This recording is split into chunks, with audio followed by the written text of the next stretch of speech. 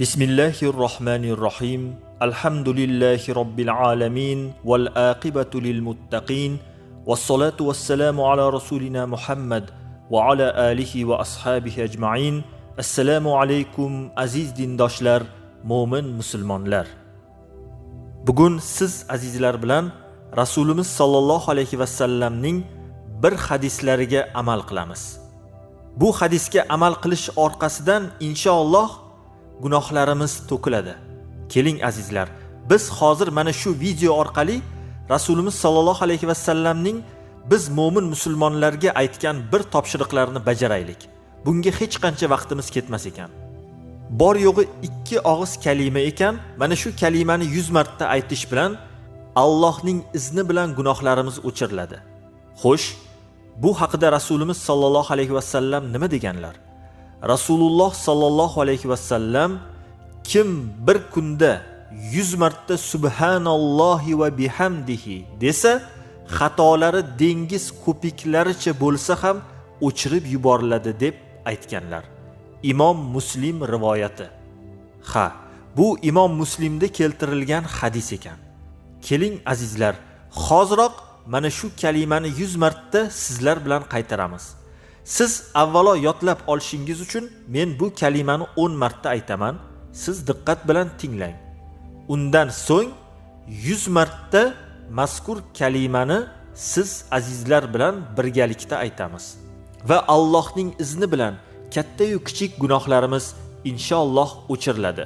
Biz Rasulimiz alayhissalom aytgan mana shu hadislarining orqasidan gunohlarimiz o'chirilishini Allohdan umid qilamiz. Keling, ushbu kalimani avval yodlashni boshlaymiz. Diqqat bilan tinglang. 2 og'iz so'z. Men 10 marta aytaman. Subhanallohi va bihamdi. Subhanallohi va bihamdi. Subhanallohi va bihamdi. Subhanallohi va bihamdi. Subhanallohi va bihamdi.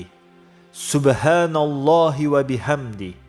Subhanallohi va bihamdi. Subhanallohi va bihamdi. Subhanallohi va bihamdi. Subhanallohi va bihamdi. Mana azizlar, men 10 marta qaytardim. E'tibor berib tinglagan bo'lsangiz, albatta yodingizda qoladi. Bu kalimaning ma'nosi haqida ham to'xtalib o'tsak, subhanalloh Alloh pokdir degani. Bihamdi va bihamdi degani Alloh pokdir va unga hamdlar bo'lsin. Subhanallohi va bihamdi. Pok Allohga hamdlar bo'lsin yoki Alloh pokdir va u zotga hamdlar bo'lsin. Endi siz azizlar bilan ushbu kalimani 100 marta aytamiz. Bu kalimaning bir donasiga 2 soniya vaqtingiz ketar ekan. Ya'ni 2 sekund vaqtingiz ketadi. Agar buni 100 marta aytadigan bo'lsak, o'rtacha tezlikda aytganda nari borsa 4 daqiqa vaqtimiz ketar ekan. Ya'ni 4 minut vaqtimiz ketadi. Azizlar, bir kunda 4 minut vaqtimizni ushbu zikr uchun ayamaylik. Axir ko'pchiligimizni 4 minut emas, kerak bo'lsa 10 minut vaqtimiz xayol surish bilan o'tib ketadi. Keling azizlar, 4 daqiqagina vaqtimizni mana shu zikrga sarflaylik va ulkan savoblar va gunohlarni kechirishdek buyuk baxtlarga musharraf bo'laylik. Va har kuni mana shu narsani o'zimizga odat qilaylik. 100 marta mana shu kalimani aytsak, inshaalloh Rasulimiz alayhissalomning hadislariga muvofiq gunohlarimiz o'chirilar ekan. Endi men bilan birgalikda qaytarasiz. 100 marta ushbu kalimani birgalikda aytamiz. Demak, boshladik. Subhanallohi va bihamdi. Subhanallohi va bihamdi. Subhanallohi va bihamdi. Subhanallohi va bihamdi. Subhanallohi va bihamdi. Subhanallohi va bihamdi. Subhanallohi va bihamdi. Subhanallohi va bihamdi. Subhanallohi va bihamdi. Subhanallohi va bihamdi. Subhanallohi va bihamdi. Subhanallohi va bihamdi. Subhanallohi va bihamdi.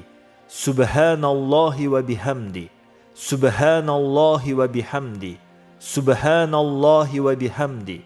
Subhanallohi va bihamdi. Subhanallohi va bihamdi. Subhanallohi va bihamdi.